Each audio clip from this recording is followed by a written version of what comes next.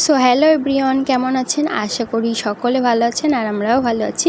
তো আজকে হচ্ছে দীঘাতে দ্বিতীয় দিন, আর দ্বিতীয় দিনে আমরা চলে এসেছি মোহনাতে। হ্যাঁ, পায়ে হেঁটে এসেছি। ওল্ড দীঘা থেকে মোহনা পর্যন্ত আমরা পুরো পায়েই হেঁটে এসেছি। তো আমরা যেহেতু প্রথম এসেছি, আমি প্রথম হলেও আমার হাজব্যান্ড কিন্তু প্রথম নয় দীঘাতে। ও এর আগে অনেকবার এসেছে, যেহেতু ও আগে ড্রাইভিং করতো। তো সেই সূত্রে ও অনেকবার আসা। তো যতবারই দীঘাতে এসছে ততবারই মাছ ধরেছে। আর এবার এসছে, এবার যে মাছ ধরবে না তা কিন্তু নয়, এবারও মাছ ধরবে। তো সেই উদ্দেশ্যেই আমরা মোহনাতে চলে এসেছি, মাছ ধরার উদ্দেশ্যে। তো আমার হাজব্যান্ড আগে চলে এসেছিলো, আর আমি আর ঈশান এসেছিলাম। আমরা যেহেতু আস্তে আস্তে হাঁটছিলাম, তো আমরা পরে এসেছি, অনেকটাই পরে এসেছি। তো মোহনাতে এসে আমার হাজব্যান্ড চলে গেছে মাছ ধরতে, আর আমরা এখানে একটু আনন্দ করছিলাম, আমি আর ঈশান। তো তোমরা হয়তো দেখতেই পারছো, ঈশান কিন্তু প্রচুর পরিমাণে আনন্দ করছে, সাথে আমিও করছি। তো যতটা পরিমাণে আনন্দ হচ্ছিল, কিন্তু ততটা করতে পারিনি। তো তোমরা হয়তো বুঝতেই পারছো কেন আমি আনন্দ করতে পারিনি, যেহেতু আমি প্রেগনেন্ট অবস্থায় দীঘাতে গেছি। তো সেই জন্যে আর কি সেরকমভাবে আমি আনন্দ করতে পারিনি। তবু যতটা সম্ভব ততটাই করেছি। একদম যে আনন্দ করিনি, মজা করিনি তা কিন্তু নয়। তো সমুদ্র ঢেউ যখন এসে পায়ে লাগছিল, কী যে পরিমাণে আনন্দ লাগছিল আর মজা হচ্ছিল, বলে বোঝাতে পারবো না, যেহেতু আমি প্রথমবার দীঘাতে এসেছি। তো যাই হোক, দেখো এখানে এটাকে শামুকই বলে মনে হয়, আমি জানি না ওর ভিতরে এটা কাঁকড়া কি পোকা তাও আমি জানি না।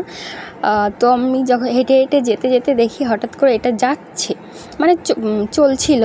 তো আমি এটাকে নিয়ে ঈশানকে দেখাচ্ছিলাম, ঈশানও দেখে মজা পাচ্ছিল। তো আমরা প্রচুর বলতে কি অনেকগুলোই ঝিনুক টিনুক কুড়িয়েছিলাম, সেগুলো দিয়ে আমরা খেলাও করছিলাম, অনেক কাঁকড়া ধরছিলাম।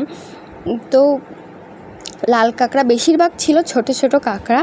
তো দেখো ঈশান এখানে মজা পাচ্ছিল এত পরিমাণে মজা করেছে। তো বিশেষ করে ওর জন্যেই যাওয়া দীঘাতে, যে ও যেহেতু সমুদ্র এর আগে দেখেনি, আর ওর বাবা যেহেতু চলে যাবে, বিদেশ যাবে 2-3 বছরের জন্য। তো সেই জন্যে আর কি নিয়ে গেছে আমাদের দীঘাতে ঘুরতে। তো দেখো এখানে আমরা একটু মজা করে চলে এসেছি আমার হাজব্যান্ডের কাছে, যেখানে ও মাছ ধরছিল বসে বসে। তো ঈশান এখানে বায়না করছিল যে আমাকে দাও, আমিও মাছ ধরবো, আমার কাছে দাও। তো ও কিন্তু মাছ ধরার জন্যে ভোরবেলা মার্কেটে গিয়ে চিংড়ি মাছ কিনে নিয়েছিল মাছ ধরার জন্যে। দীঘার সমুদ্রে চিংড়ি মাছ দিয়ে ধরে কিনা আমি জানি না, কিন্তু ওখানকার যারা বাসিন্দা তারা কিন্তু ওখানে এক ধরনের কেঁচো আছে বালির মধ্যে, ওই কেঁচো আর আরেকটা শামুক আছে, ওই শামুক দিয়ে মাছ ধরছিল। তো দেখো বাড়ির থেকে কিন্তু হুইলও নিয়ে গেছে বাসে করে মাছ ধরার জন্যে। ও গাড়িতে যখন ড্রাইভিং করতো, গাড়িতে করে নিয়ে যেত হুইল। ও মাছ পাক কিংবা না পাক, মাছ ওকে ধরতেই হবে, এটা ওর একটা নেশা, ভীষণ পরিমাণে বাজে নেশা একটা বলতে পারো। তো দেখো এখানে একটা মাছও পেয়ে গেছে। তো মাছটা বলতে গেলে ঈশানই পেয়েছিল। তো যাই হোক, ভিডিওটা তোমাদের কেমন লাগলো অবশ্যই জানিও। যদি ভালো লাগে চ্যানেলটিকে সাবস্ক্রাইব করে আমার পাশে থেকো, এবং কমেন্টে জানিও যে ভিডিওটা কেমন লাগলো। আর এই যে মাছটা কিন্তু বলতে গেলে ঈশানই পেয়েছে। তো ও কিন্তু ওর বাবার মতো মাছ ধরার নেশা হয়ে যাচ্ছে প্রচুর পরিমাণে। তো যাই হোক, এটা কি মাছ বলে জানি না, ট্যাংরা না রিটা।